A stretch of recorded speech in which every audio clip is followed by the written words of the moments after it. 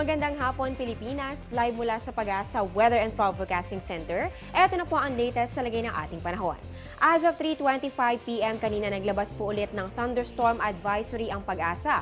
Ito naman po ay para sa Mindanao at ayon dito, nakakaapekto po ang thunderstorm sa portion ng Surigao del Sur, Surigao del Norte, Agusan del Sur, Agusan del Norte, Bukidnon, North Cotabato, Maguindanao, Zamboanga Peninsula, Davao Oriental, Davao del Sur, South Cotabato, Misamis Oriental, Sarangani, Lanao del Sur, Lanao del Norte, Sultan Kudarat at mga kalapit na lugar na maaring magpatuloy sa 1 hanggang 2 oras. At eto naman po, as of 3:36 p.m. naman, naglabas rin po sila ng rainfall advisory para naman po sa Visayas. Ayon dito, nakakaranas po ng light to moderate rain sa Cebu, partikular na po dyan sa northern at southern portions nito at maaaring magtagal ito hanggang sa susunod na 2 oras. Lahat po ay pinapayuhan na mag-monitor po sa mga updates at mag-ingat at maging handa. Magbabalik po kami matapos ng isang paalala. Teng, ang package. Ma'am, sabi ng Air 21 on the road na. Ano, Teng? Ang package. Ma'am, sabi ng Air 21 na receive na. Okay, very good.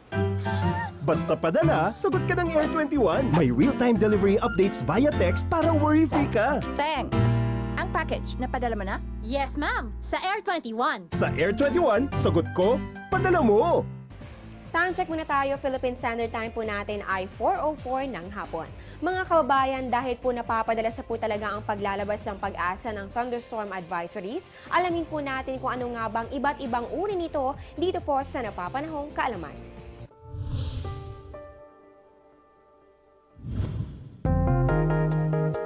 Ang thunderstorm na nagdadala ng pag-ulan, pagkidlat at pagkulog ay may 3 kategorya.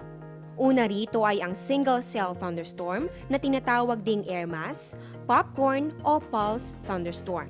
Kadalasan itong nararanasan tuwing tag-init at nagiging sanhi ng kalat-kalat at maliliit na mga thunderstorm. Hindi ito gaanong tumatagal at paminsan-minsan din nagdadala ng malakas sa pag-ulan at hangin, maliliit na hail at mahinang tornado. Sa multi-cell cluster thunderstorm naman, maraming mga cell sa atmosfera ang sabay-sabay na gumagalaw. Ito'y nagdadala ng malakas sa pag-ulan ngunit maaari rin magdala ng hail, malakas na hangin at tornado. Ang multi-cell line o squall line naman ang thunderstorm na karaniwang itim na ulap na tinatakpan ang west horizon. Ito'y tumatagal ng ilang oras at lumilikha ng mapanganib na hangin at hail.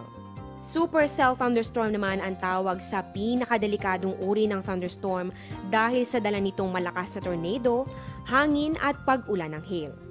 Nakakalika ito ng mesocyclone na sanhi ng malakas na hangin na gumagalaw pataas. Karamihan ng mga tornado ay nabubuo dahil dito.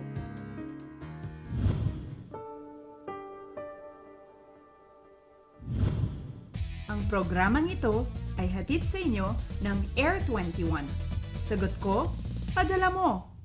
At yan ang latest mula dito sa Pag-asa. Abangan niyo po ang susunod naming ulat panahon mamaya po yan sa The Weekend News 6 to 7 p.m. Dito pa rin po yan sa Telebisyon ng Bayan.